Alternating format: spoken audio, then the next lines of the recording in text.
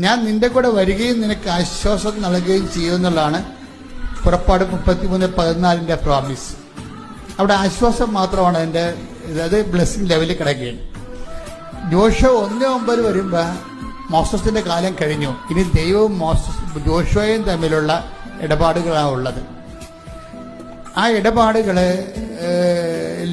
ദൈവം ജോഷുവയോട് പറഞ്ഞ എന്താണെന്ന് വെച്ച് കഴിഞ്ഞാല്, ആശ്വാസം നൽകുന്നത് പറയണത് എന്താണ്? I will come with you wherever you go.